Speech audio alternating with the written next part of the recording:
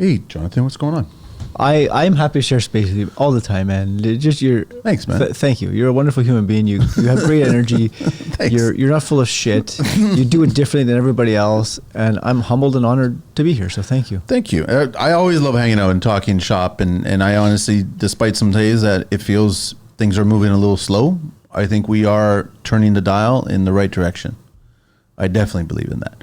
Right. Yeah. So whether they're really incremental, small movements, I definitely think that we're piquing interests. Young, old, established tradespeople, ruffling feathers, and all we're doing is having a conversation. It's as simple as that. I think I've gotten past the point where it's not about offending people anymore. It's really about stimulating conversations, right? Getting people to go, you know what? That's a valid point. Now let's address it. And unlike politics, I think construction people in general, they want to solve problems. Well, yeah. So you paint a problem, put it in front of them, they want to solve them. So I came up with this show idea because I was having a conversation. I mentioned to you, I was talking to a tradesperson who is not having the greatest, final quarter of the year. And by that way, I mean, not getting paid. You know what I mean? Doing the work to start off with, signing a contract. Everybody agrees on both sides. Everyone's happy. Work starts, work's being performed correctly. And then there's obviously payment draws, right? So work's done, next payment draw. Work's done, next payment draw. Client, in this situation, it's a homeowner client, it's a homeowner GC, and then it's also a real estate agent. Fuck you, I'm not gonna pay this remaining balance, go away. And a couple of them made the threat of, go ahead, put a lien on, and we don't give a shit. I'll go litigation route, right? So during these hard economical times, I wanted to present it to you, and you agreed. Where it's affecting. There's a whole trickle effect associated with not paying a tradesperson, not paying a contractor. And I've always said to all the young tradespeople out there, homeowners have to pay their line of credit and they have to pay their mortgage, but they don't have to pay the contractor. It's a reality that this industry faces, and the sooner you can learn that lesson with the smallest amount possible, the better off you're going to be. Right. So I thought, let's do this show. We put it under the banner of The New Tough. And all we're going to do is we're going to bring up what happens when you don't pay a contractor and how it contributes to either the downfall or possibly the restructuring of that contractor, personally, professionally, possibly losses, financial. And then also it's going to contribute to mental stress, anxiety, possibly affect relationships, marriages, children. It affects all that crap, right? So it's like you consciously make a decision, fuck you, I'm not going to pay you. You're basically doing so much more on the back end for that one statement, right? The ripple effect is massive. Yeah, it's huge. So we wanted to just get into it, and then obviously we want to have some solutions too. Where do you want to start? How do you want to start? Well, why don't we start there? Like the self-awareness, even as a homeowner who says, fuck you, I'm not paying you. Do you think they're aware of the ripple effects? Do you think they know? Do you think they give a shit? I think they're aware. I don't think they give a shit. And I think it's survival of the fittest. I think that they care far more about their own family than the family that they're affecting, who's a total stranger to them. But they hire them based on their personality and their character and the strength of their business. But they don't care about their family. Most clients I've seen in my years of construction could care less how your marriage is running, could care less how the relationships with your children are, could care less about the relationships with your friends. Most clients don't. It's not a factor. To them, the only thing is a factor is their house, their project, choosing colors, making sure hitting deadlines. That's what they care about. They could care less. I've spoken to guys on the show. I've spoken to them off the show where it's like, my sister passed away. Okay, well, we're going to hire somebody else to replace you. Right. I'm like, what the fuck? Okay, so but this sparks a bigger question for me because already, people either agree with my philosophy or don't, and that's cool too. But I'm simply out there to say, what happens if it was to suggest that everything you do affects you holistically? Like, don't leave crumbs. Don't be an asshole and leave crumbs, because at some point in time, it's coming back to you, man. It's coming back to you. So for the guy who says, your sister died, that sounds like a you problem, I'm gonna go hire somebody else. Whoa, like pull the handbrake here, man. That's a trigger. That is, if that's how you think, then what else is really going on? I think a lot of tradespeople they see the flags. Right. They see the signals, but at the very beginning, they want to feel confident that this is just a bad day. Sure. Okay. Yeah. Fair. And so let's just let it ride. But it's kind of like buying into stocks and you have a little bit of a dip down. You're like, let's just let it ride. Sure. But then all of a sudden it keeps on dropping. It keeps on dropping. And I think the best thing that you can do is at the moment you start seeing these little red flags, confront the fucking clients. Just confront them. Be as blunt as possible. It's a business transaction primarily. It's a friendship relationship secondarily.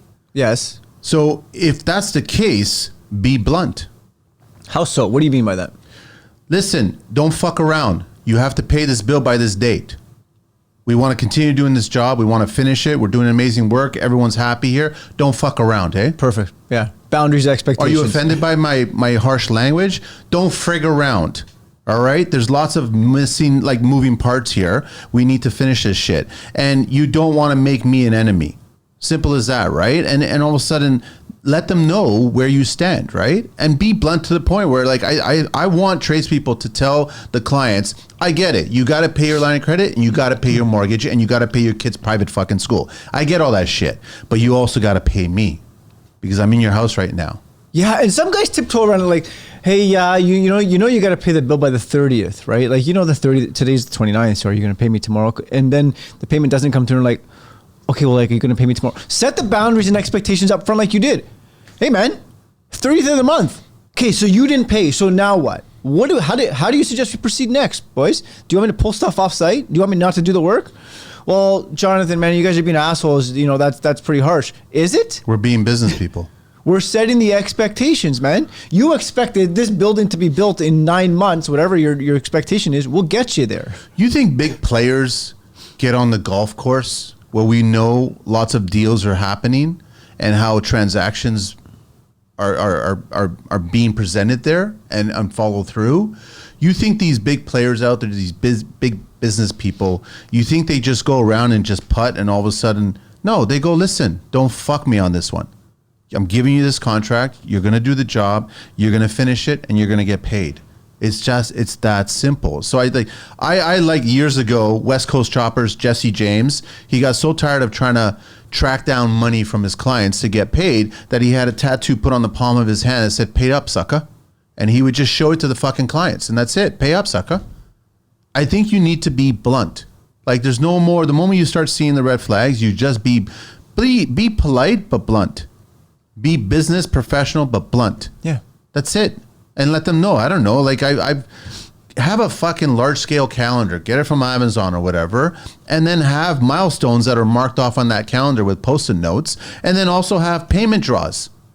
Because clients will always want to be on the job site to go through the process. They're always going to want to do a walkthrough. You're never being compensated for those walkthroughs. The interior designers are, the architects are, engineers are, but you as a GC or a tradesperson, you're never paid for that walkthrough. No. But you want to make sure that walkthrough stops at that fucking calendar.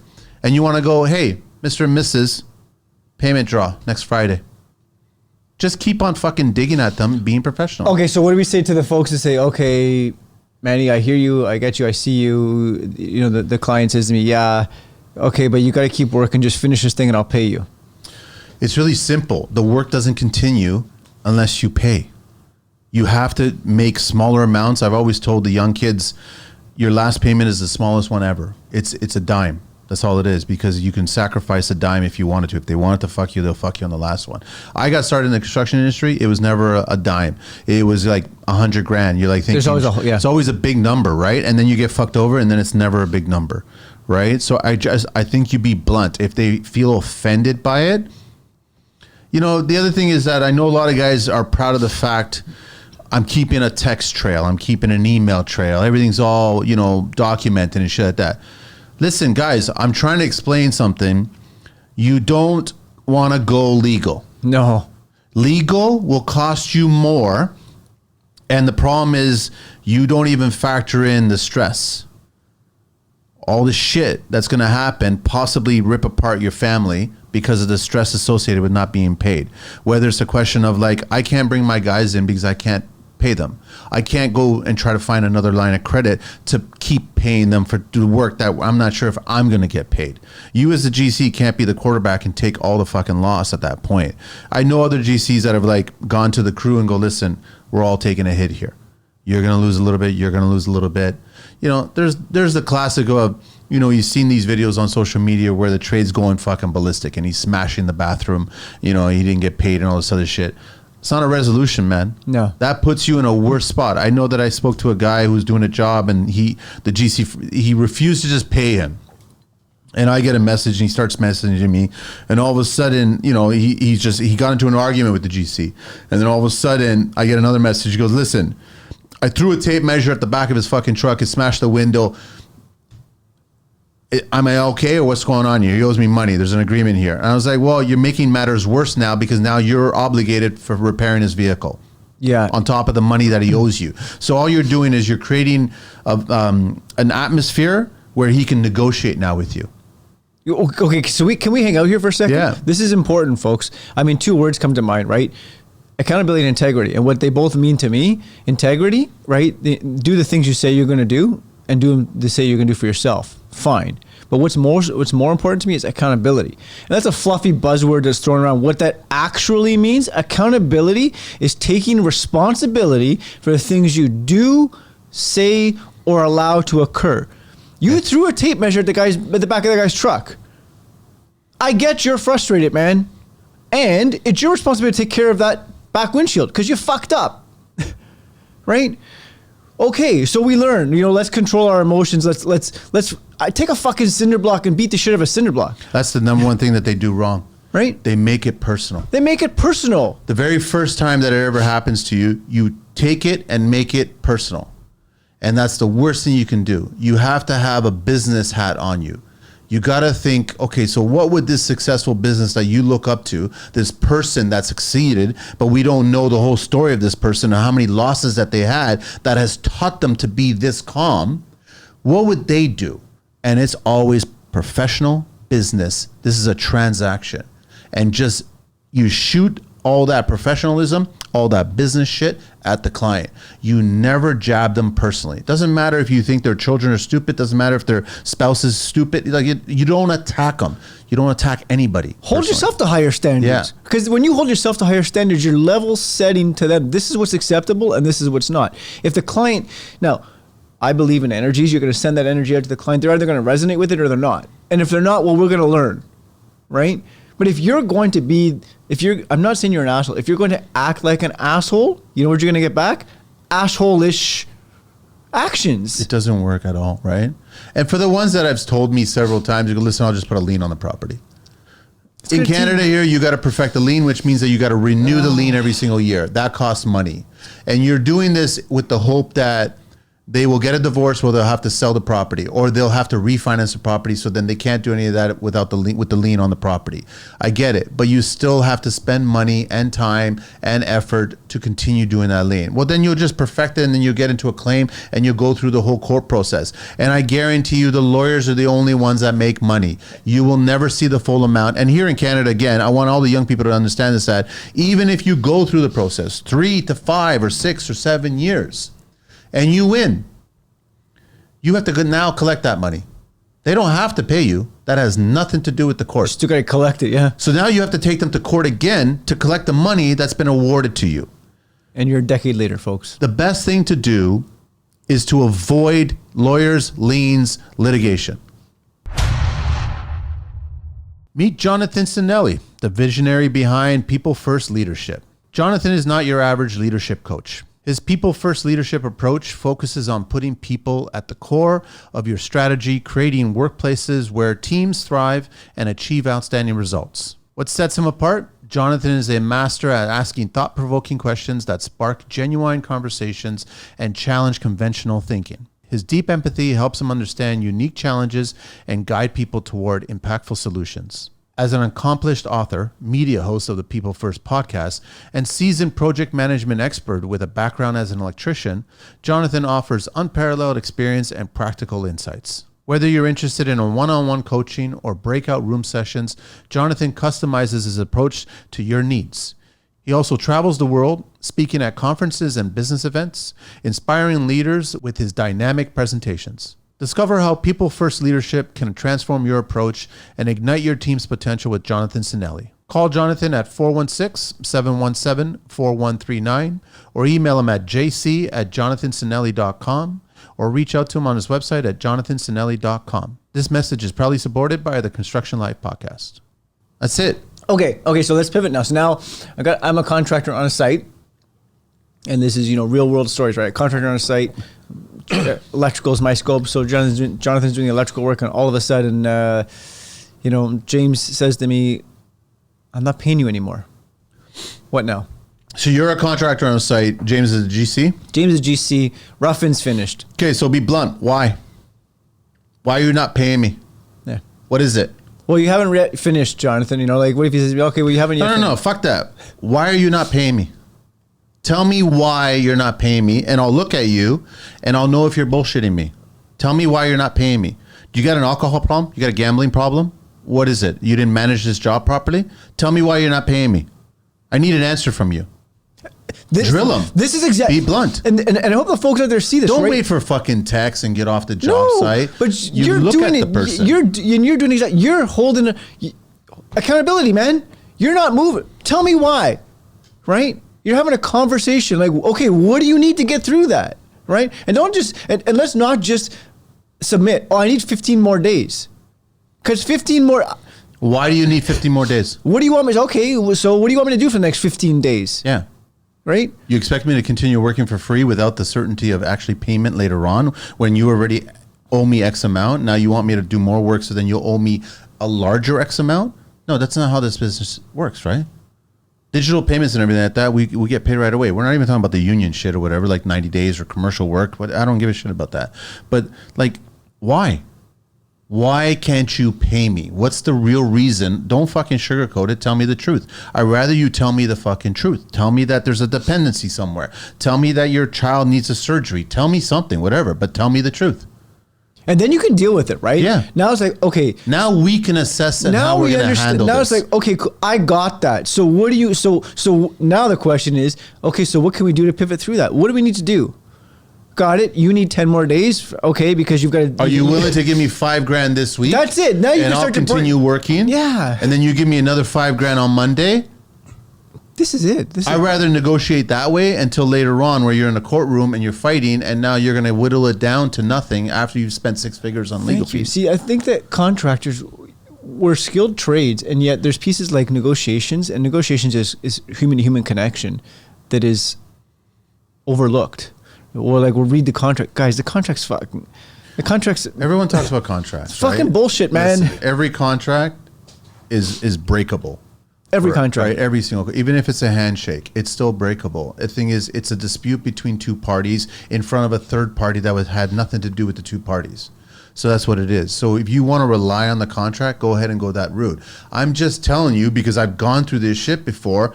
If I look back and I were to go back in a time machine and end up in that same fucking spot, I would just be drilling that person. And then if they don't want to fucking pay me, I would just walk away going, fuck you. And that's it. Take the loss because it would have been far less than what I went through. Far less. Emotionally, financially, would have been far less. And then take that loss. I learned a lesson. Don't ever get that instead. Isn't that what we do as tradespeople? Yeah, actually, can we hang out here for a second? Contracts, because I love this. Construction gives you a defined contract. This is your scope of work. You're going to do this, and then we get some egotistical guys out there who say, Jonathan, you're not doing this to your contract. Cool, fine. I just want to identify this for a second because I want to bring in something interesting. Let's tie this into the sporting world, right? I'm going to use Toronto Maple Leafs William Nylander several years ago, and whether you're a Nylander fan doesn't matter, okay?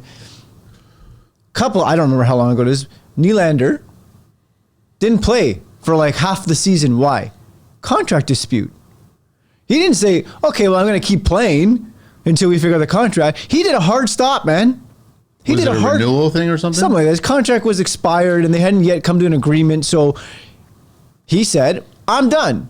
And whether that was a coach, whether that was him, whatever it was, right? But in construction, we still say that, well, I have a contract to adhere to. But if the contract listen, folks, the contract is you're going to do this job. You know what it takes as an expert. Nobody says to this in the sporting world to a little Nylander, your contract says you're going to go in the corner, you're going to dig out the puck, you're going to pass it 3 times before you score the goal. No, man. Your contract is you're going to play the fucking game.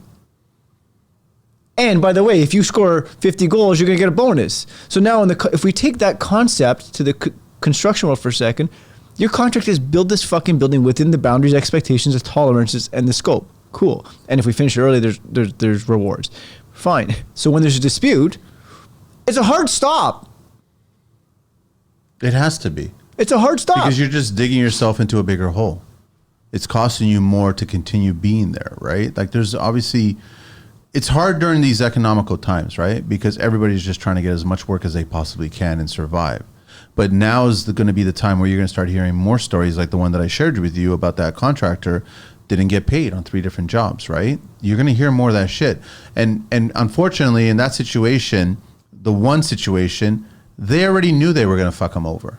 They made that a conscious decision from the get-go, right? But you have to be able to read people. Construction people are pretty good at that.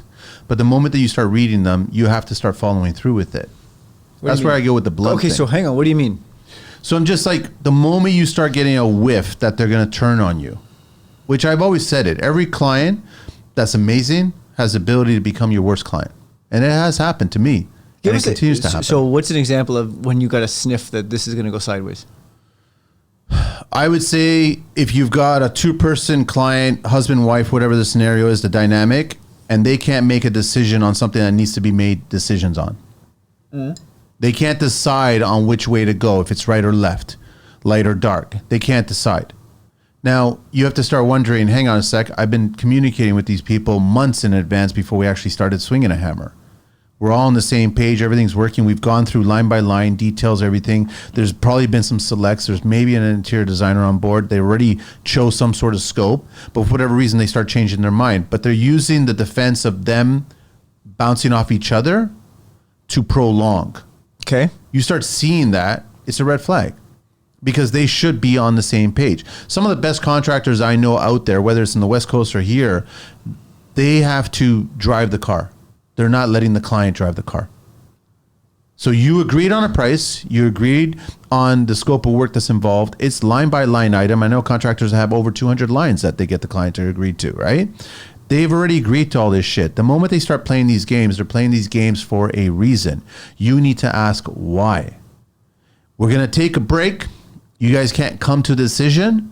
Get the fuck away, go to a cottage, go to a resort, go whatever, and sit down and make the decisions. Choose A, B, C, D on every single line item and come back when you guys are ready to fucking continue.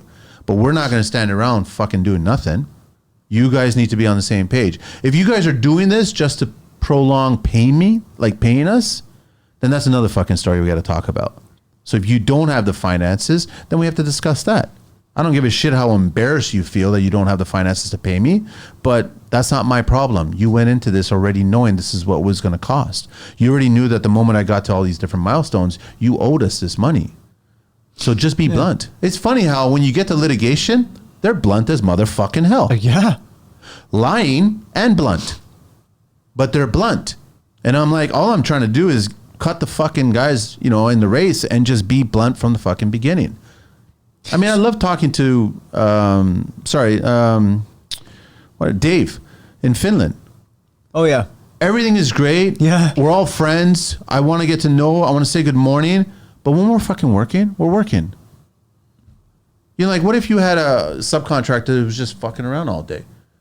There's just fucking around, not really doing the work. Are you going to be soft about it? You're going to be like, you okay? Everything's fine? Was everything there? Get the fucking work, man. There's work to be done here. Get to work. We said our hellos. We said our pleasantries. We've had our coffee break. We've had our lunch break. You haven't done fuck all. Contractors to each other, they're blunt. Contractors to clients are never fucking blunt. They think that they're princesses where we can't say certain words around them. I'm like, be as strict and blunt as possible. And that will get you a lot further than fucking trying to be politically correct. If you don't ever ask for what you want, you're never going to get it. Yeah. Right? So you're talking about this, and I love the way you tied in the litigation. What are they? They're assertive. They're aggressive. So be assertive. You're not saying be an asshole. You're saying be assertive. And now it also opens a door for human-to-human connection. Okay, you can't pay me. So what do you suggest we do? What would you like to do next? Where do you want to pivot? Volley some of the autonomy over to the client. They're human beings. They've got ideas. Maybe you're going to learn something, right? It just, boundaries, expectations, directness, the number one pitfall. And that starts early on, because if you don't be direct, what's the opposite? The opposite is what happens if you get ghosted? Well, you got ghosted because you weren't direct enough. The other thing that I noticed and I kind of came up with was journaling. I know that you're a big journaling, right? Yes. And I think that every contractor will actually help them. Now, you have to be careful on how you do this. You have to let the clients know that you're documenting this entire build. We do it unconsciously through social media, but we miss opportunities where every single day we can shoot a video or shoot a picture and we can describe key details. And I think that if you started a social media page that was associated with this build, you don't divulge the address or the homeowner's names or what have you and shit like that. But what you're doing is you're documenting this as a record. Like progress report. And you want the client to know that you're doing this, but everything you say in the copy captions is basically a list of exactly what the fuck happened. And you want the clients to be aware of this 110%. You know why? Because then when they look back and they go, it's like the fucking rear-ending scam that's going on with roadways now. Okay. Where you're getting cars that are purposely backing into other vehicles to get insurance claims, and they get out of the car and there's 3 people in the car. All of a sudden there's an insurance scam going on. But the moment that they discover that the car that they just rear-ended into had a front-facing camera, the scam's over. But if your client is aware that you're documenting this with extreme detail. Interesting. On this date, we posted this. Foundation guys showed up. They did the first fucking digs. It was great. Everybody was happy. We all had our... Like, you get specific about the work. And you let the client know that there's basically a fucking record here. A record that's in your favor, not in their favor. That's what I was saying. It's a double edge. You have to be careful on how you present that record, where nothing there that's photographed or written can be assisting them. It has to constantly be assisting you. It's going to make the clients think twice before they want to go litigate. Okay, I have 2 questions that show up for me. May I ask them? Yeah. So now, for the folks out there that are going, Manny, I got the ideas. 2 things are going to occur. One, the client says, I don't want my place photographed. Which You're happens. photographing your crew. Again, in the contract, you can write it up and sign a waiver. There it is. I will never divulge the location of your property to social media platforms. Nothing to do with your family. I have to nothing. share it to my suppliers and to my sub-trades because they need to know where we're working and where we need material delivered to. But This is huge. photographing and documenting And this it? is, guys, look, I need this for my bank records too. True. We go and ask the banks for money. They say, well, what work have you got? Right here, man. And you can actually, you don't have to call me. You just go on this feed and you'll see the progress. So when the progress report says it's this, it's this. Because you know what they like doing? We never agreed to that.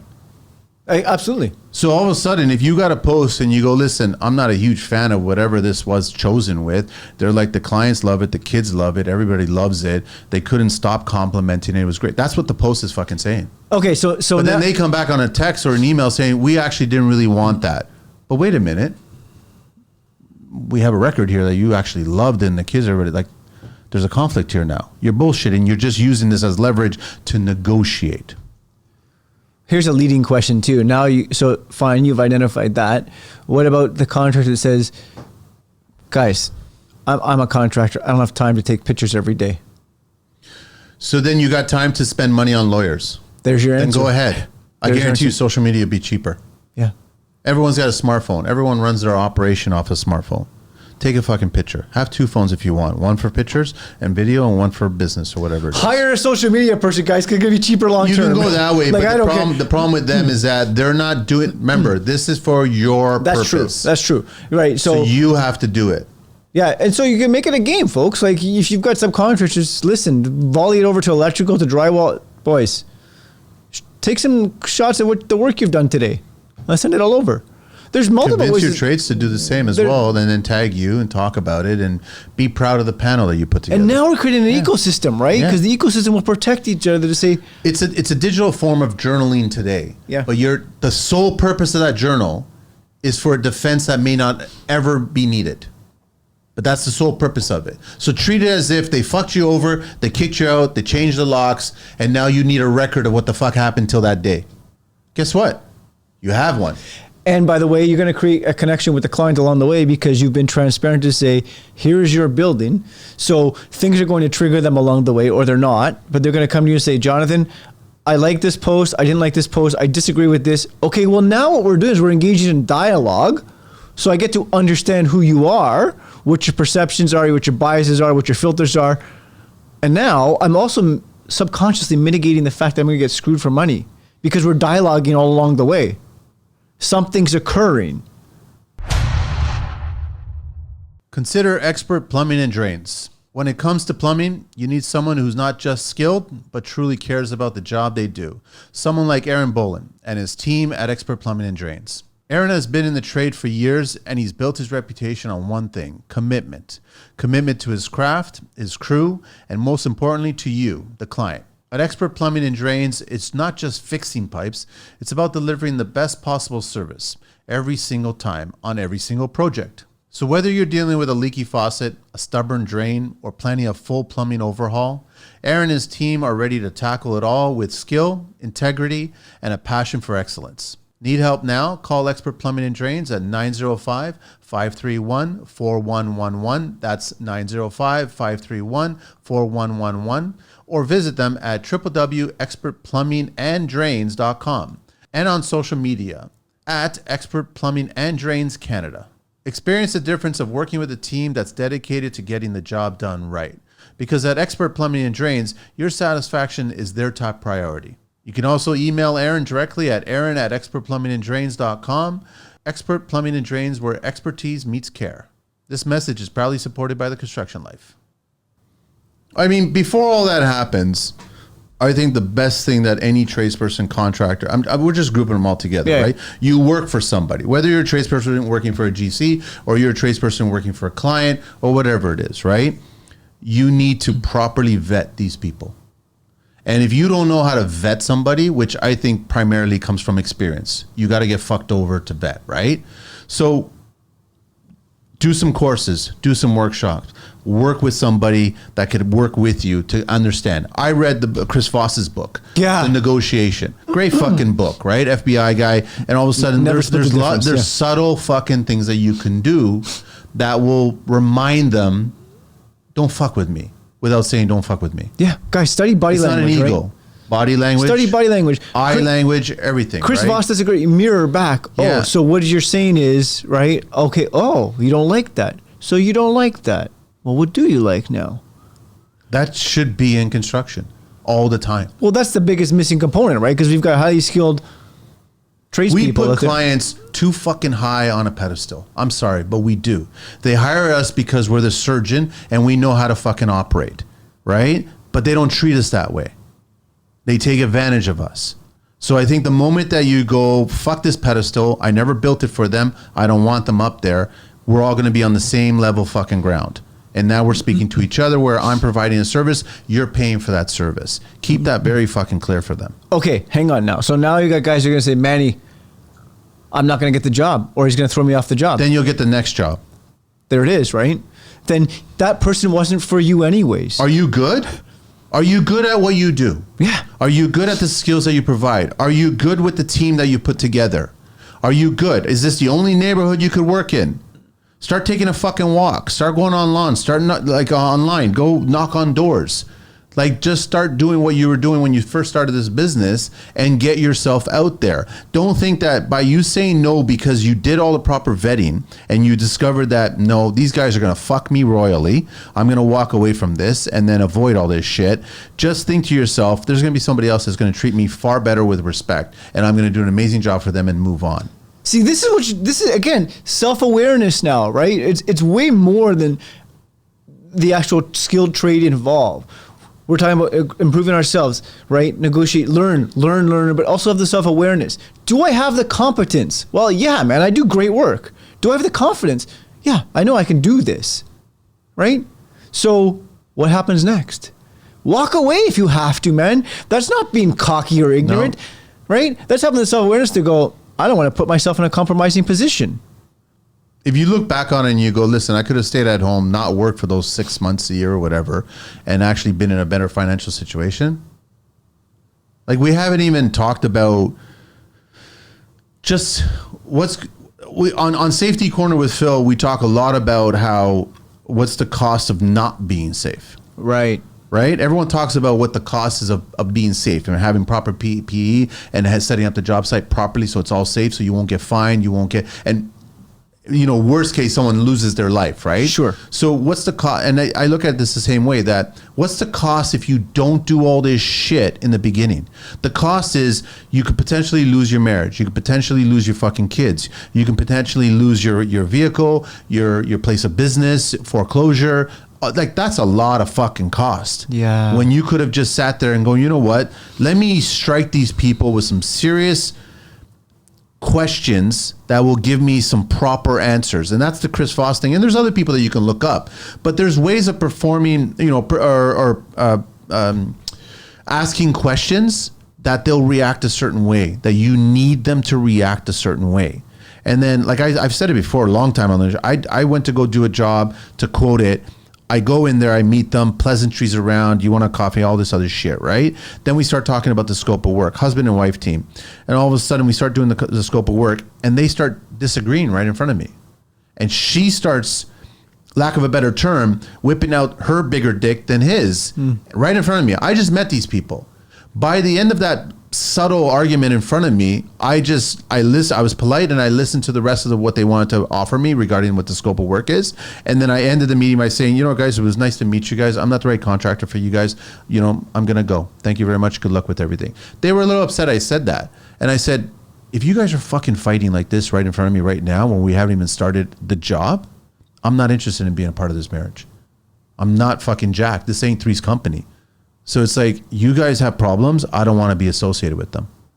So you have to start saying no. More times say no than say yes.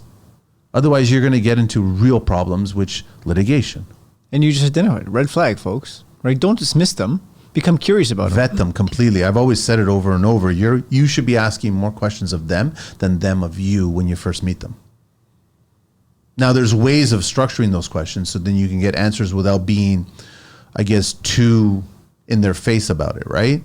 You have to really learn how to read people. And I go back to this just age. You just like, it's almost like a car crash. You can just see it fucking unfold. Right. When you're on the job site and the work is going and all of a sudden they decided to, like, we might fuck the contractor over if we do this, right? You need to avoid that moment. Yeah, actually, what shows up as you talk about this for me, and I'm going to volley over unsolicited thought, is motorcycles, right? You ride. And I don't, but I know a little bit, right? What do you tell you when you ride a bike? Head on a swivel, man. You got to know what's going on around you, right? Because the minute you get into that distracted zone, shit's going to happen. But yet in the construction site, we get into I'm just going to work. Dude, the minute you just say, I'm just going to work, the shit around you is going to become chaos. But the other critical thing about writing, and everyone knows this, is that if you stay focused too much on one area, that's where you're going to go. And so if you're looking into the ditch or whatever, that's where you're going to go. That's what I was saying, that in the early days, a lot of contractors are blinded. They don't want to think that the client's going to fuck them over. Yeah. I think you're better off going in there thinking every client's going to fuck you over. Right. Keep guard, but don't be so harsh that you can't let them in. But like it's that whole saying, like don't confuse my pleasantries as weakness, right? Like don't confuse that shit. This is not a relationship. This is a business transaction. Keep reminding them of that shit, right? So the more you can do to let them know about that shit, the better the jobs are gonna go smooth. Everybody's gonna go, and the sub trades want the same thing. Sure, they do. You know what I mean? The sub trades want to work for GCs and other people that want to provide a good job for them, a good environment for them, so they can do a great job and then get paid and move on to the next job. They want that. They don't want to get fucked over by any GC or fucked over by any client. And nobody wants to reestablish boundaries, and go through that dating stage again with new people. Once you find good people to work with, you want to stay with them. You almost want clients to basically tell their friends, he's really good. His team is really good. He's a little rough around the fucking edges, but he gets shit done. Yeah. I'd rather that instead of he's a pussy and he didn't really communicate properly with me.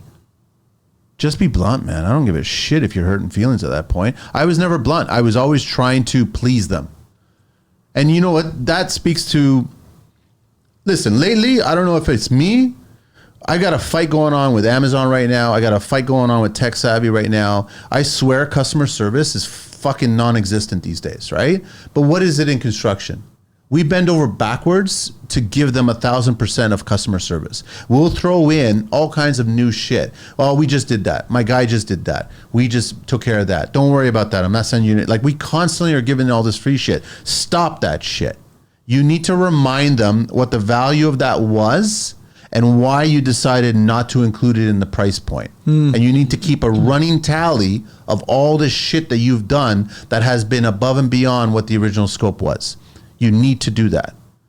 And then you got to let them know all this shit. That's important, right? You're not doing it for ego. You're doing it again for the journaling part of it. You want to remind them, don't fuck with me. Like, I'm treating you guys well. There's respect on both sides. But the moment you guys stop paying. And don't hide it, by the way. Keep it transparent. Hey, folks, this is what's happening. And I would say if they're $1,000 off, that's when you start being strict. Don't fucking let it get to 10,000. Don't do what I've done or other people that I know have done. You get it to 6 figures. You just keep on letting it ride. You keep on letting it ride like you're a fucking alcoholic going to the bar, and you just keep on riding the fucking tab. Don't. $1,000 is a lot of fucking money. You know, you gas driving Sprinter dually pickup truck motherfuckers, how much does it cost to fill up your gas tank, right? $1,000 will not fill up that gas tank all that much. It's a lot of money. Yeah. So the moment that they don't want to pay $1,000, you start speaking up.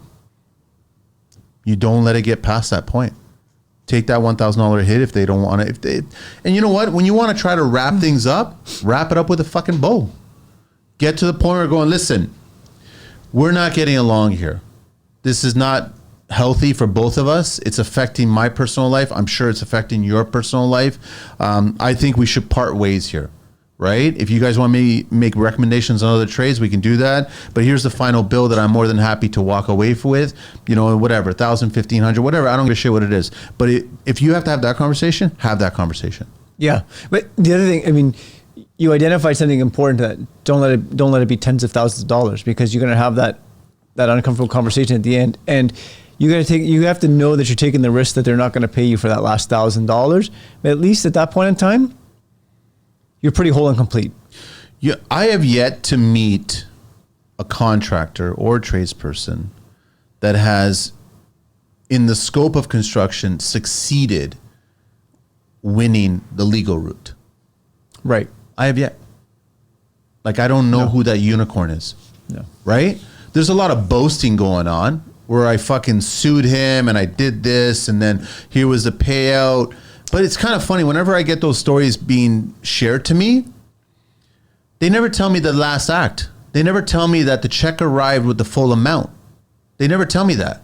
They always tell me that lien, litigation, 5, 6, 7, 10 years, and I was awarded, I won, that was it. And I'm like, okay, so how did it feel when you got that check? Did it feel like a lottery check? Did you get there's never that last act. No. So I'm like, that's not fucking worth it. And I go back to, I guarantee you, your marriage is done. I guarantee you, you're visiting your children. I guarantee you, you're living in a basement now. I guarantee you. Yeah, what'd you have to sacrifice? So just so you can have the ego that say that I won the litigation, take the fucking high road and walk away.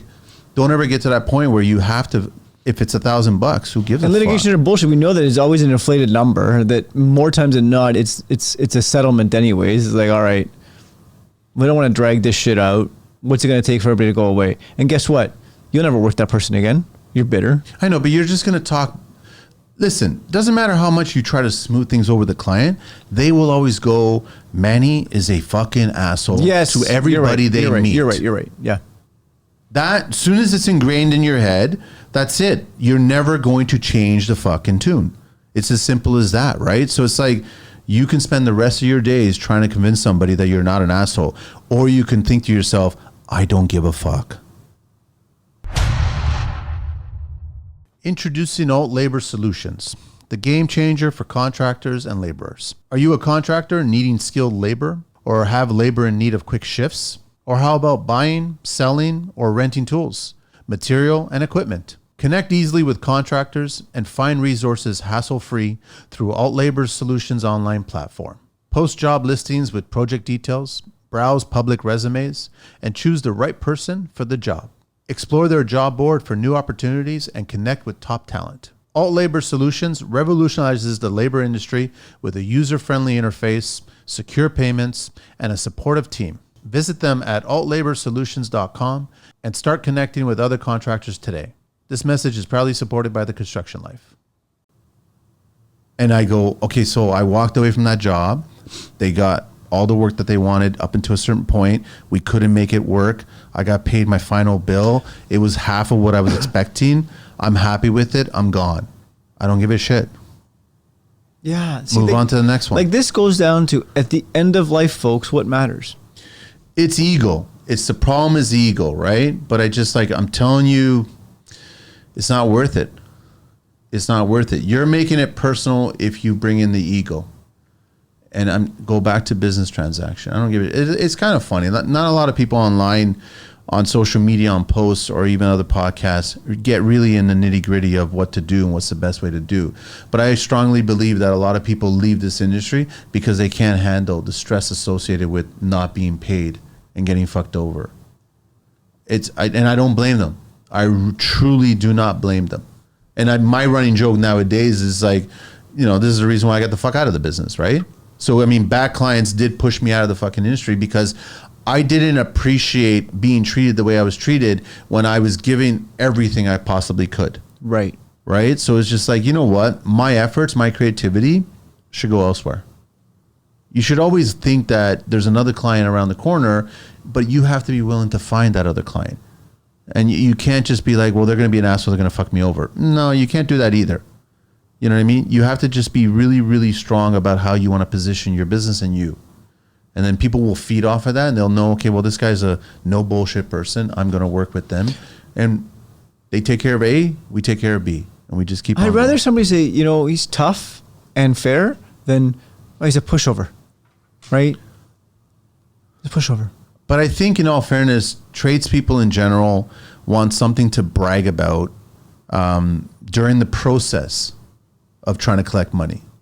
But like I said, they never brag about the end. They never brag about the end. So they want the story to say that, I'm going to this litigation battle because this guy's an asshole and didn't pay me. I'm going to fuck him over. I'm going to take him everything he's worth and all this. Who gives a fuck? Who gives a fuck? I don't give a fuck. Honestly, I don't give a fuck. Yeah. How well is that serving you guys? Like, you want to put think of what you could do with that energy, right?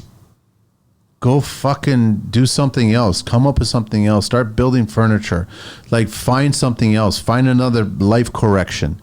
Another path or something like that. I'm not saying leave construction.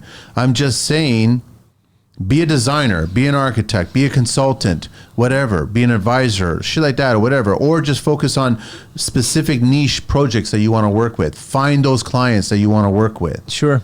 That's what you want to do, right? Okay, so now, is it too far gone for the guys out there going, guys, got the conversation, you're 6 months too late. I'm already stuck in a position where I'm off site because the client's locked the door. Now what? I would say write a balance sheet. Whenever somebody, business-wise, if your business is not doing well, what do? Assets and liabilities, right? We figure out what money is coming in, what revenue we're generating, what we're carrying, right? Do the exact same thing with this situation. And be thoroughly honest with yourself. Like, brutal. This is what the losses are financially speaking to this date right here. What's that? Whatever that amount is, right? If I continue down this course, the lien, the lawyer, the retainer, the litigation, time. And then take that time number and move it to the top. Yeah. Right? We all talk about 5 years, 7 years, 10. I know one is 10 years. And I'm like, you're in your 30s now. Now tell yourself, look in the fucking mirror. I'm 31 years old. This is going to be over when I'm 41. Look at yourself deeply and go, this is going to be over when I'm 41 years old. There goes my muscle car. There goes my cottage. There goes time with family. There goes no vacations. Even when I'm on vacation, my mind's going to be where? Litigation. Now you double that time number. Now you're 51, but you just became 31. This is what I'm trying to explain to these kids. Like, walk the fuck away. Simple as that. The lawyers and your client are the only one that's going to benefit from here on.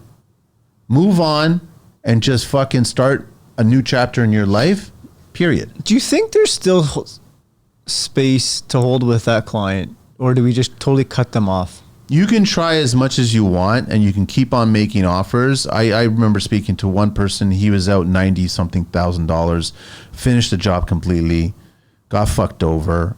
It smelled like it was a whole line of credit mortgage thing. He had to pay those two. They got the line of credit to do the rental, but they didn't have enough to cover everything because their eyes were bigger than their fucking plate. So then they started getting the contractor to do more work that was above and beyond the original budget. And now they've done all this work, but now they can't afford it. So then all of a sudden I said to him, submit the invoices that are past due.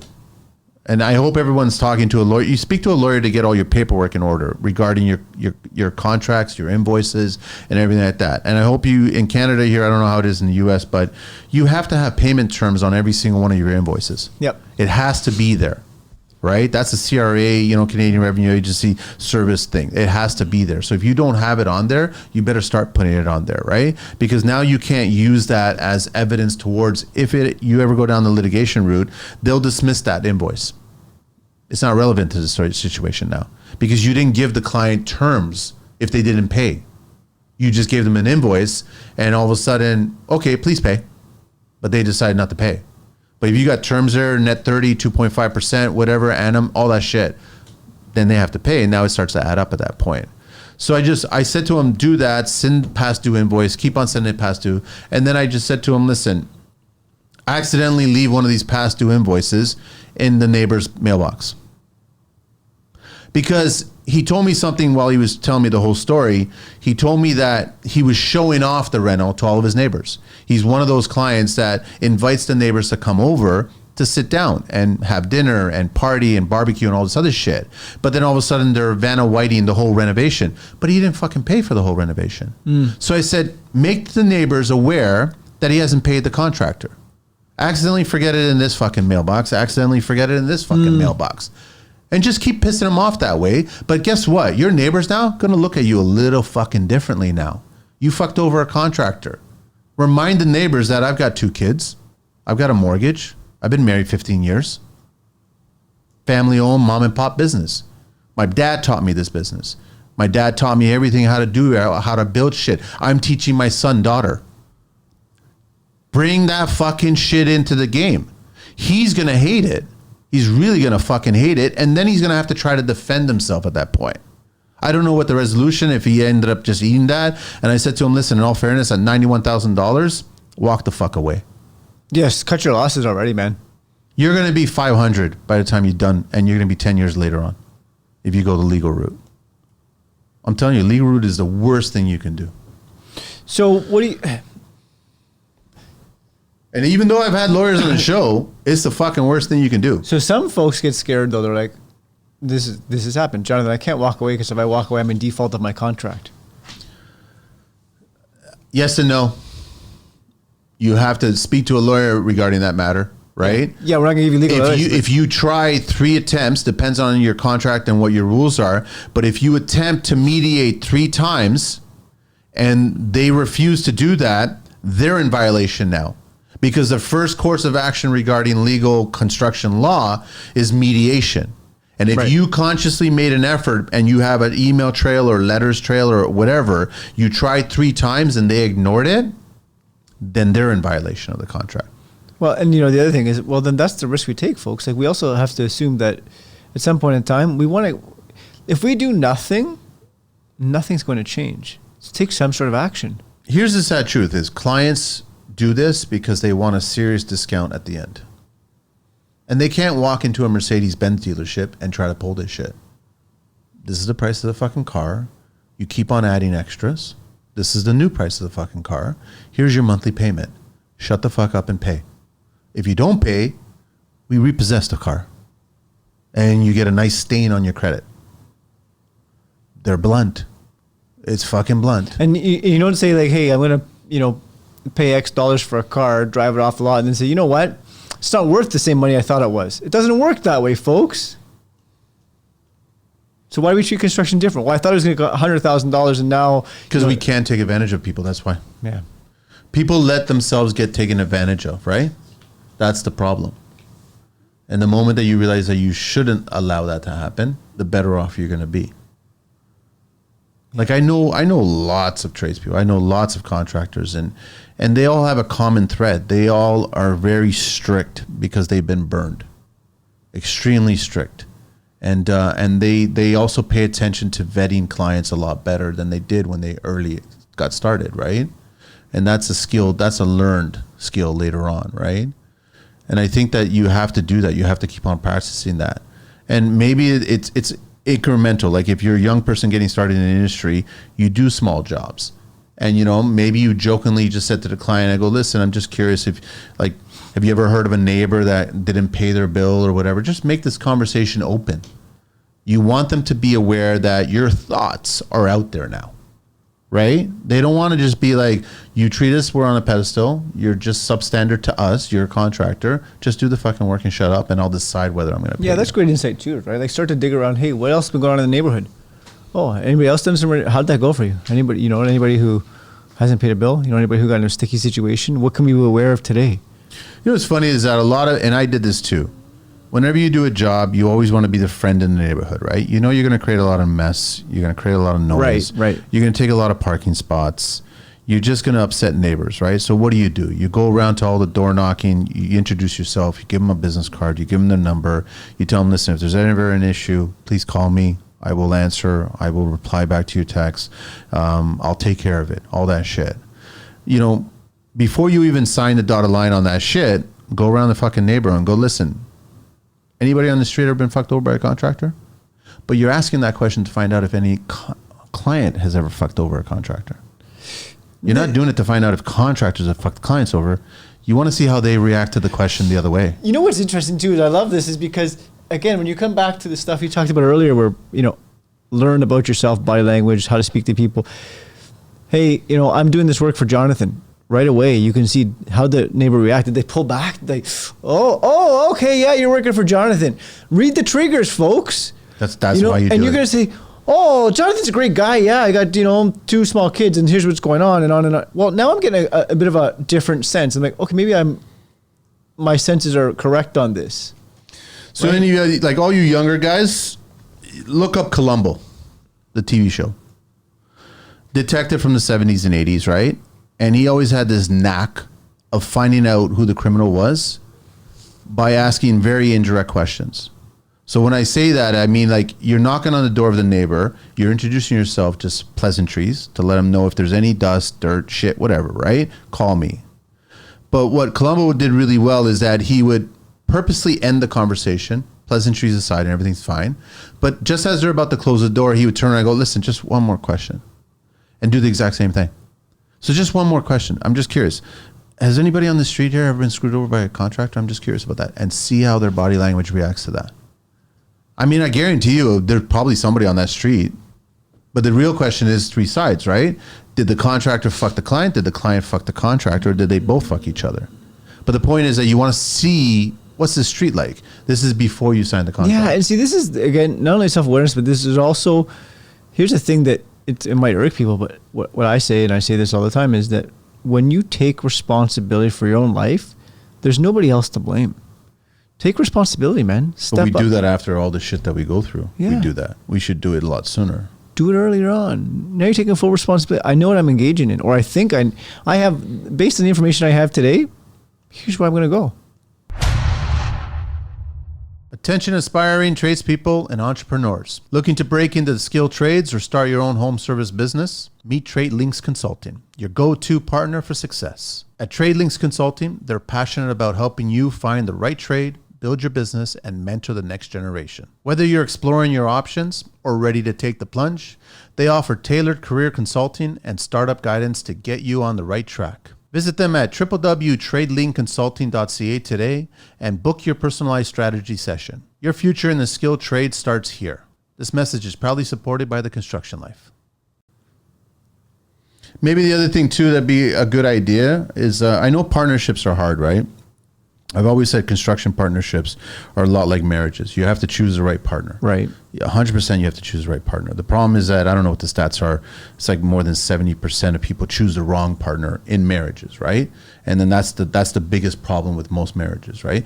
But it's applicable to partnerships as well. I think it's better if you go there with a second person. I think you go do the estimating process with a second person. Like, you could either introduce them as your partner or an associate or your estimator or something like that. I think 2 against 1 is sometimes better, or even 2 against 2 is sometimes better, because now it's like, well, he didn't really say that in our initial meeting. Oh, hang on a sec. There was a second person here, man. You probably noticed that I was taking notes the whole time that everyone pulls out a moleskin and we start taking notes, or you pull out your iPad and you start making notes. But this is the thing, right? So now you're talking about 2 different things here. You're talking about stage presence. I mean, we've got room presence, but also what if you and I go to a meeting and say, Jonathan, all I need from you today is keep your eyes on the person who's not talking. Yeah. Observe exactly what's going on. That's exactly And then we have a reconnaissance mission out. Hey, what'd you notice? Well, I noticed that when you said this, he turned. That's exactly. Or his lip curled, or his nose. Interesting. Again, construction's evolved. And it's going to continue to evolve. So it's on us, for those who want to sustain themselves and who want to survive for the next 4, 5, 10 years, whatever it's going to be. We got to get better, folks.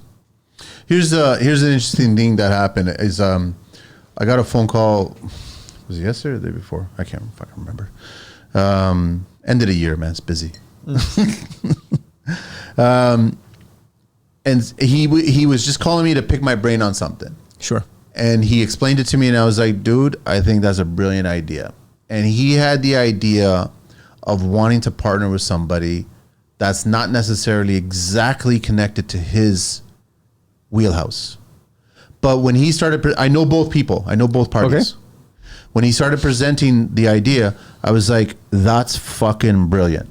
I think from what I know about both of you guys, and I know both these gentlemen, for one I've known for about 3 years, one I've known for about 7, 8 years, right? And I'm like, you guys would fucking work really well together, because one was strong in one area and the other one was strong in another area, and vice versa. They were not strong in the same areas that they were both strong in, right? So I'm like, that's a partnership. So if you have a hard time being blunt, there's a reason why there's always a good cop, bad cop. Of course. Right? So if you're not strong in being blunt, then you should partner with somebody who's fucking strong in being blunt. Simple as that. And then you could probably be carrying the weight of something else, and then they carry that, and vice versa. It benefits you both now at that point.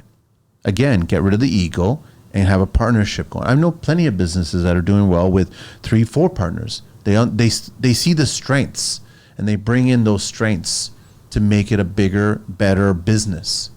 If you're alone, it's nice to be lone wolf, but it's not going to benefit you in the end. And plus, at some point, you want to hand it off. And ideally, choose a little bit of an age gap. Yeah. So you could either be the elder or you could be the young one, and then you can have this decision later on. Listen, you want to buy me out? Let's just come to terms on what this relationship is going to be like, this business partnership. Yeah. And then buy me out, and I'll go and work on something else, or I'll do something else, right? But I think a lot of these younger trades should be considering that. So then when their career ends, it just doesn't end. There's something to, go for. Yeah, because the flip side is then you get so ingrained in it that that's all you know. Right? So having somebody else there, does it create a different pathway? What else is there? I mean, there's a lot of shitty things going on right now because of this, and clients are taking advantage, and you can't ignore the immigration card. So you got cash jobs, but clients are fucking over immigrants too as well. They come in and they give them a stupid low price, and then they do the job, and then they may or may not pay them, right? And so that's also a fucking risky thing to do as well. I think you just got to read people and don't ignore what your gut is telling you. We tell this to clients all the time. Choose a contractor based on what your gut is telling you. Well, choose a client based on what your gut is telling you. I told more questions from you to them than them to you. You better be talking to them and counting off the questions. That's 1, 2, 3, 4, 5. You want to have like 100 fucking questions, man. And then you make your assessment of them. You know, the other thing, considering, and this is a really raw thought, I'm not sure how it's going to land, but what about considering either on the client end or the contractors end, you know, bringing in a third-party expert to some regard? Maybe as a client, yes, there's a cost involved, except does that create a barrier? Does it create a different level, a different layer, different knowledge of expertise? That goes back to the mediation portion, right? So you're just one step away from a lien at that point. And then the question becomes, who's bringing the expert in? Yeah. So there's going to be, I don't care how you slice it, there's going to be favoritism if the client brings that person in or if you bring that person in. Client's not going to like it. And you ain't going to just grab somebody out of a fucking hat and they're going to be the mediator. And I don't know the answer, could the contractor say, here's a list of 3 different guys, do your own research, choose one? I don't know. Excuse me. It's almost like you need prenups, right? Like you got to have a prenup so. and shit like that to get it started, right? And everyone's got to be on the same page. But the problem is that what happens if things do go wrong? Because clients, there isn't a single job that's ever been done that hasn't had a change on it. Yeah, I'm not saying, what shows up for me for the client is a client only knows what a client knows. There's many clients out there who believe they know construction and they really don't. So an expert could close that gap. It could, but it gets too close to litigation to me. True. Right? The moment, like that's, most contractors, they just love throwing, okay, they stop paying me, I'm going to fucking drop a lien on you. Yeah. Like they're so proud of the fact to say that. And I'm like, that's just, you're damaging everything to begin with. That's not the way to react to that situation. You have to figure out another way. And that's where I go back to earlier on. I said, why? Yeah. Why don't you want to pay me? Well, the minute you say, you don't have to pay me, John, I'm going to lean. Well, you just said a trigger. It is a trigger. It's to a trigger. clients, it's 100% trigger. Right? Like I just, I mean, there's the old school thought where you make physical threats, right? But those days, well, I wouldn't say they're gone. I'm pretty sure they're still around. We just talked about it. Tape measures through the window. The end is you're still responsible for your actions, man. So the thing is, you take the high road, but you, and in all fairness too, once you start smelling that this shit's going to go south, you pull yourself out of the equation and you go home and you create the balance sheet and you designed exactly how you're going to react to this now. You have to. You can't let them dictate on how you're going to react to it. You have to be in control on how you react from every little fucking thing. That's it. Simple as that. Otherwise, you're just going to create a mess. And then they jump all over that mess, right? And then you get a lot of contractors, and I'll bring this up too, is where I've never been a fan of businesses that are named. So X and X brothers. Okay. Right? Because the problem is that you keep them up on a pedestal because they're going to constantly be the same way that you as a contractor say, I'm going to throw a lien on you. They're going to turn around and go, I'm going to ruin your family name. I'm going to tell everybody in this fucking neighborhood that so-and-so brothers are fucking assholes and all they do is shit work and they fuck you over and all this other shit. So it's like, I'm not a fan of that. If it's a different name, I'm not saying you're doing a different name so you can just fold up shop and be that shiesty kind of fucking contractor, but I've never been a fan of that. No, but okay, so can I challenge that? Yeah. How is it different than saying, I'm going to say that the construction of life is a shit contractor? That's one person's opinion. But if your business name has your surname in it, you bend a lot easier. I got it. To their fucking demands. Because there's an emotional attachment to your family name. So anyone who says the construction life is a fucking asshole, good. Okay. I'm glad. Thanks for your opinion, man. Thank you very much. Yeah. Right? But the minute that there's But if it was Manny Neves Construction, well, I'm going to fucking say Manny Neves is a fucking asshole for the rest of my life, right? Then you kind of bend to, you're like, well, fuck, can we resolve this? Can we resolve this? Kiss ass and shit. Fuck no, man. Right. Yeah, because Again, go back to the big businesses, big corporations. You know what I mean? They're entities. They're not individuals. How did they get to that point? Maybe that's another thing. Take the balls and call up these big corporations that you know. There's big construction companies in Canada. Huge. There's massive ones in America. But I'm talking billion-dollar corporations, right? Sure. Okay, I'll tell you a little story. It was fucking funny. I'm a 16-year-old kid, and I'm in high school, and I have an idea to shoot a drinking and driving commercial. Okay. I don't think I've ever told you that. I don't even think I've ever shared this on the show. So I'm 16 years old. When you're 16 years old, your balls are the size of basketballs, right? Right. You don't give a shit about no. You just keep asking questions. So all of a sudden, I call the local police. I explain to who I am and what I want to do. And I end it by saying, I need a cop there. I need a cop car. They're like, well, let me speak to my supervisor and all this other shit, right? And so I go, wait a minute, I need an ambulance too. So I call up a fucking ambulance. Do the exact same thing. I call up firefighters. I do the exact same thing. I didn't know anybody of this. My family didn't know anybody of this. And so a few weeks later, fast forward, I've got an ambulance, I've got a fire truck, I've got 2 squad cars and cops, and I pick a street and I get a friend's car and we stage the whole fucking thing and we shoot everything. And all I got was from the time that we started shooting it was not a warning, but just a suggestion saying from the ambulance going, listen, if we get the call and we're in the area, we're going to have to fucking take off. So I'm going to give you about a half hour, maybe an hour right now at the most.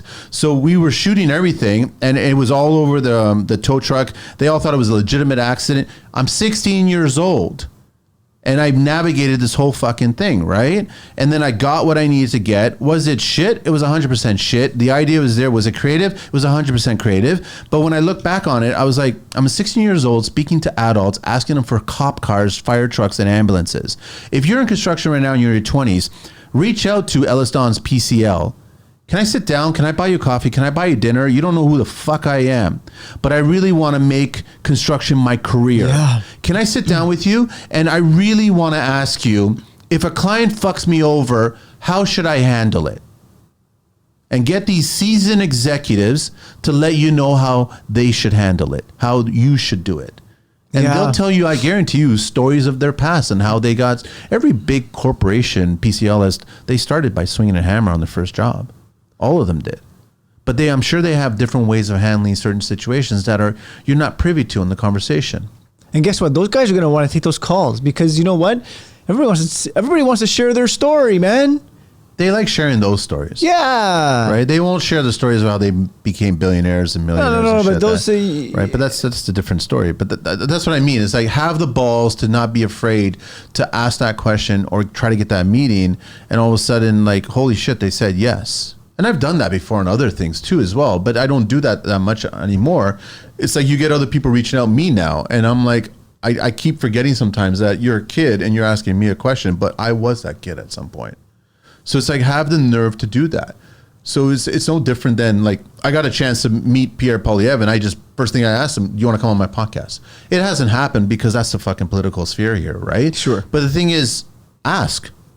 And everyone knew in the small circle in podcasts and, on my social media, they all knew that I wanted to somehow get to him. And then they gave me the opportunity to get to him. And before I even connected, shaking his hand, I asked the question. The question was even in the photograph that, I gave my camera and I asked him and all of a sudden he takes a picture and you can see me at that moment asking the question. And you'll never get the opportunity unless you ask that question. So it's like figure out how you can get to certain people that you respect and admire and go, I wonder how they would handle a client fucking me over. And you never know what answer you'll get from it. You're getting my opinion, you're getting your opinion now on this show. And, I'm so anti-lawyer and shit like that. But the thing is, you won't know unless you ask. And then maybe they give you some insight that will really help you in a current or an upcoming situation. Because it's so many times you can just ask your peers. Like how many times you're on the job site and you speak to another GC and they go, yep, been there. Yep, been there. Yeah, so now pry for more because people will give you their insight. You just have to hold the space for them to do so. Yep. Right? There's a lot here, folks. I mean, listen, just bite-sized chunks, man. You don't have to, the big takeaway is you don't have to do it alone. No, you don't. But I definitely think, but there's a fear though.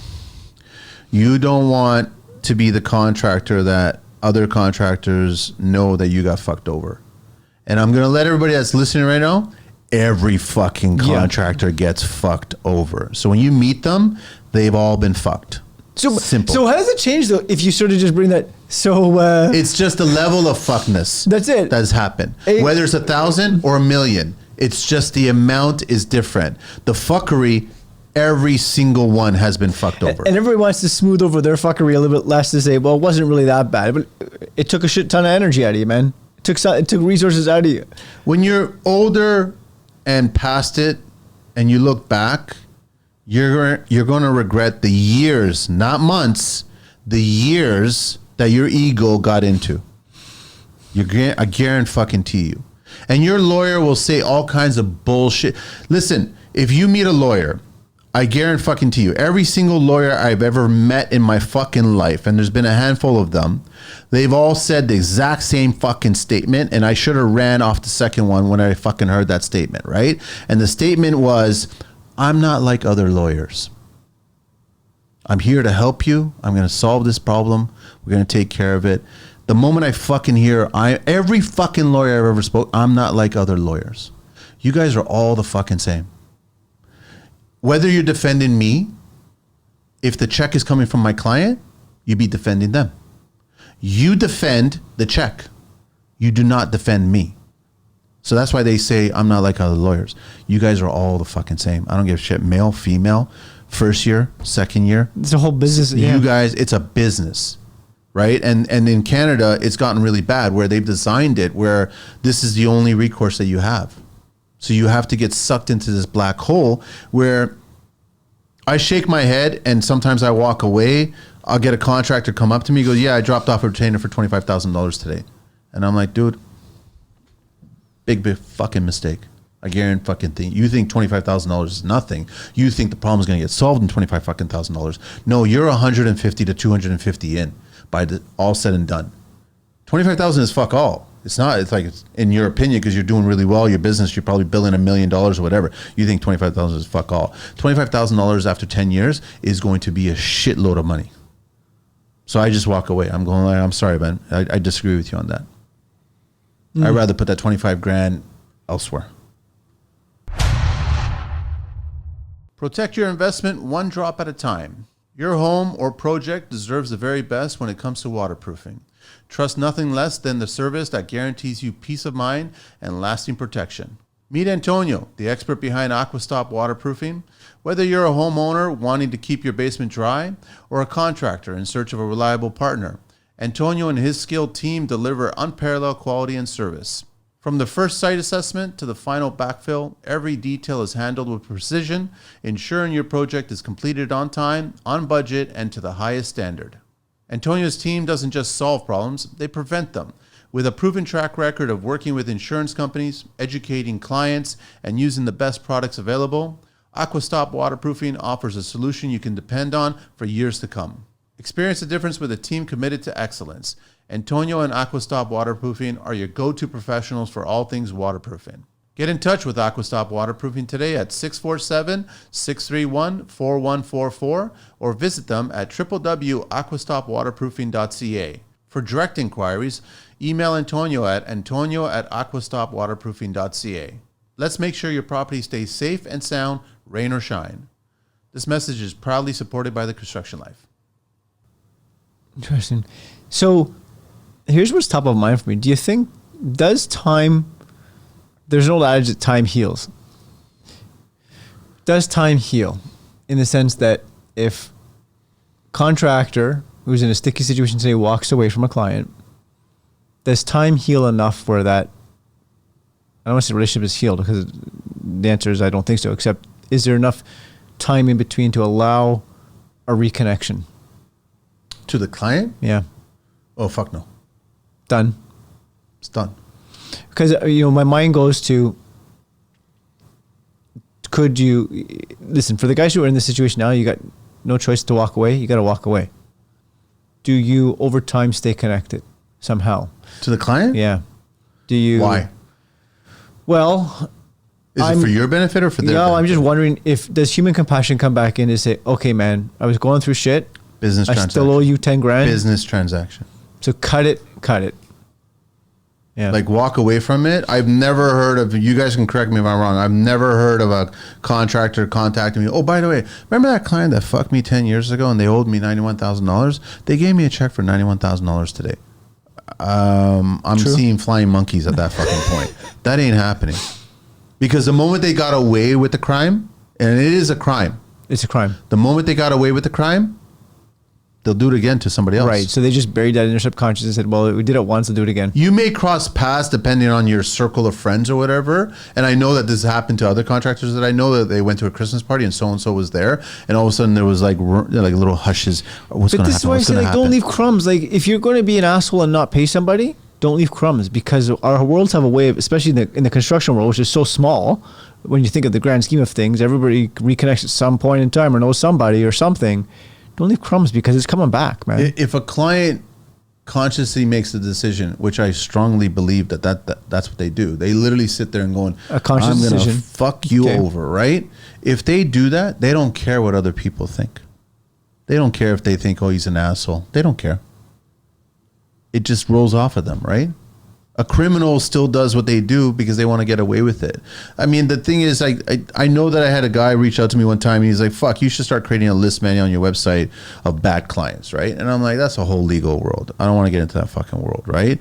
But I came up with an idea where, like, I started sharing. I go, listen, you can maybe say certain people in this area, whatever, there was a job or some shit like that. But now you're getting in the middle of shit. And I'm like, you know what?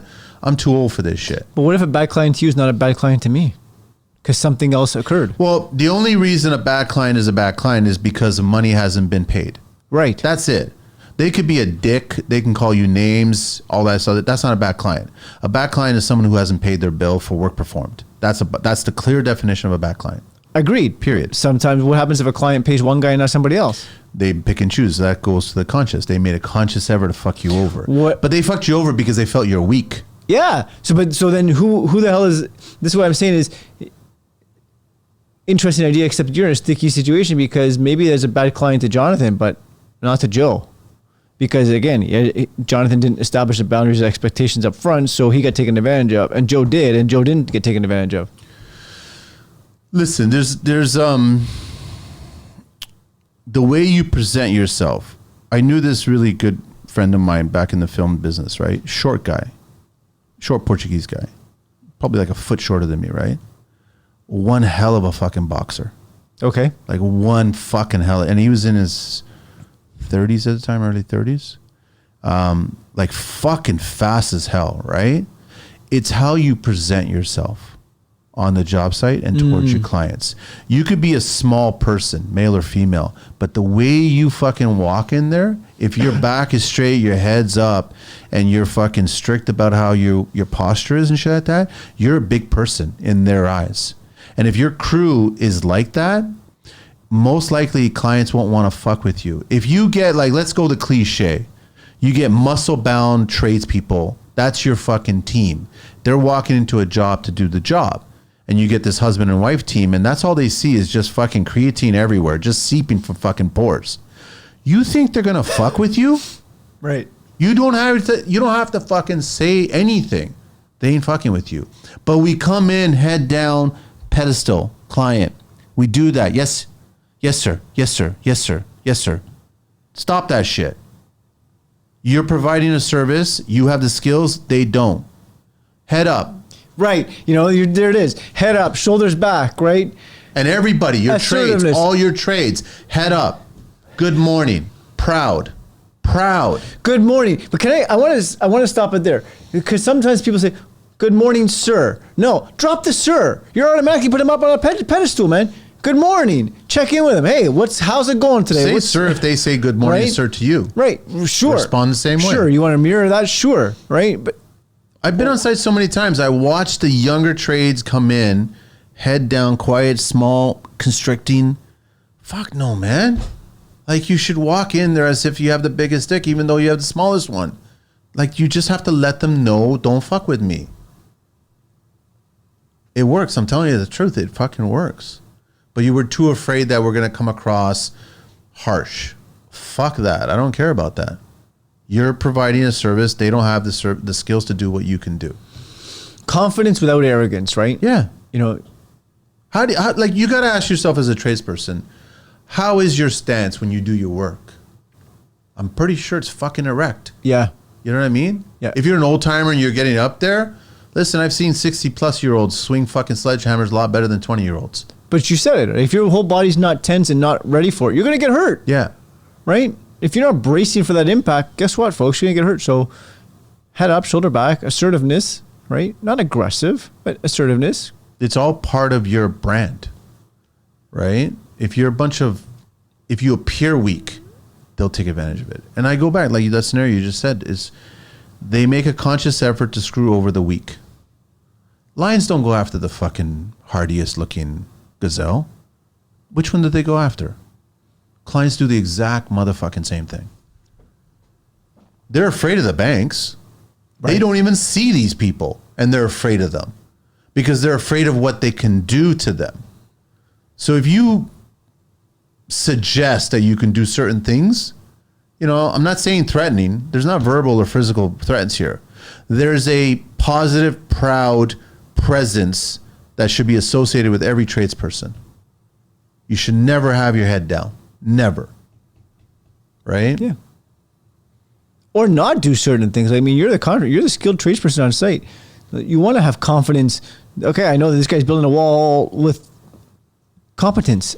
You know what? I'd love to do a fucking data dump and just start inquiring around the whole world. And I guarantee you that tradespeople, crew-wise, that are all above the height of 6 feet, probably get paid more often than tradespeople that are below the 6 feet. I guarantee fucking to you. Why? Why is that? I just had the vision of like Men in Black because they walk on site, shoulders back, had a black t-shirts, black sunglasses. Okay, boys, we're here to do some work. And nobody messes with them. For all you kids who've probably seen the movie Den of Thieves, Gerald Butler and fucking 50 Cent and Pablo Schreiber. They're just criminals and cops, this whole story, but there's a funny fucking hilarious scene where the 16-year-old, 17-year-old boy is ringing a doorbell to take his daughter to the prom. Okay. So all of a sudden, 50 Cent comes over and he's wearing a wife beater and 50's got some presents, right? And his wife says, be nice.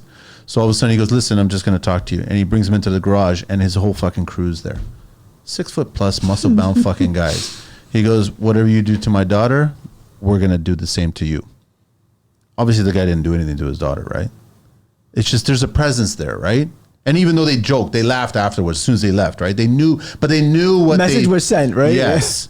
And that's where I think if you have a lack of confidence, you come across weak, if you're not holding your own, clients will take advantage of you and you'll go down this path possibly, right? Sure. Even if you vetted them and they all seemed okay and shit, but if they see a chink in your armor, they'll take advantage of it. I'm not trying to fucking say that all clients will fuck you over. I'm just saying that you don't want to go down that path. You really don't. And litigation is not the solution. The solution is presenting your business and yourself a lot more confidently. And that will avoid not getting paid. Yeah, don't even bring litigation into the equation. I'm sorry, lawyers.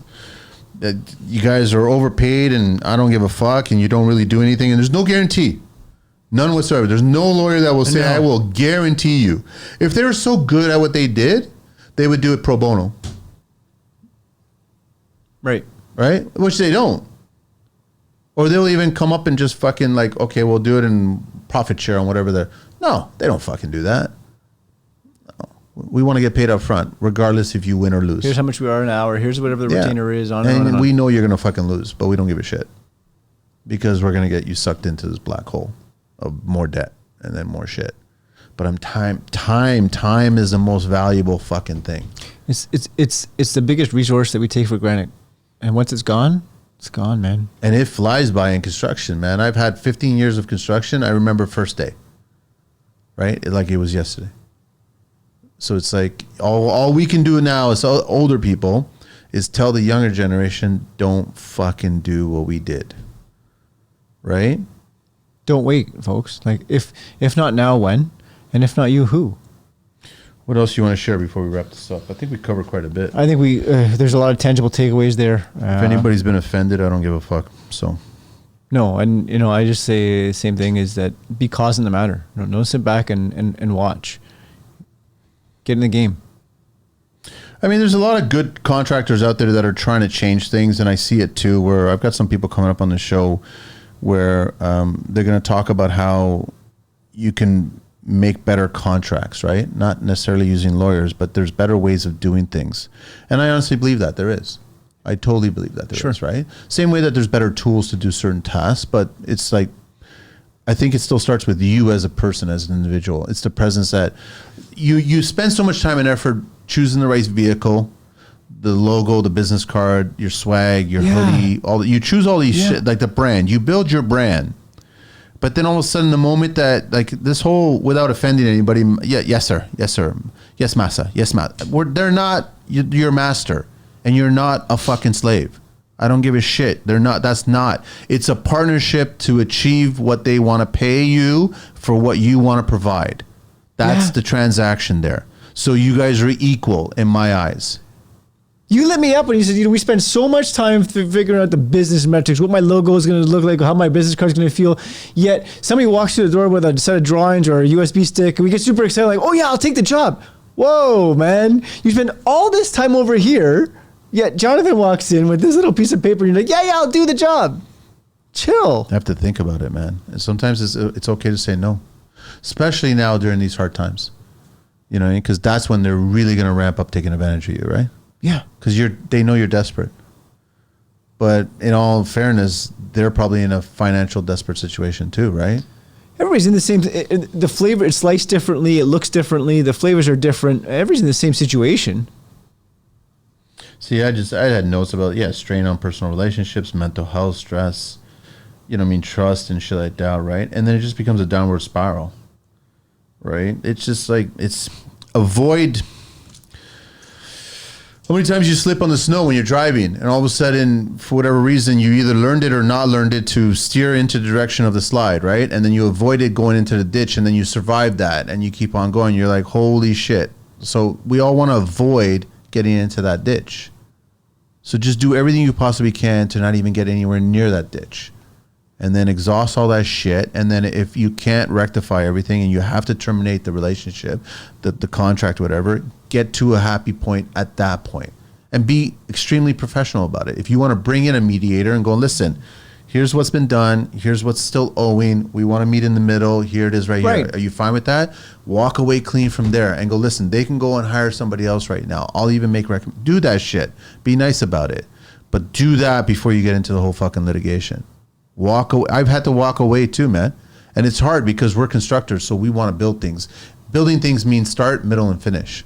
Sure. So you take away the finish, but the alternative is that time is going to get lost. So you fucking walk away. Walking away is the best thing to do. Take the loss small and move on to the next one. I guarantee you'll fucking have another door, another project. It will come down the pipe, no problem at all. I guarantee you. Yeah. That's it, man. Anything else you want to share? No, thank you, Manny. Thanks for having this conversation. Want to share your information or people first? And everyone knows it's always being tagged over and over. Yeah, I'm here for you, folks.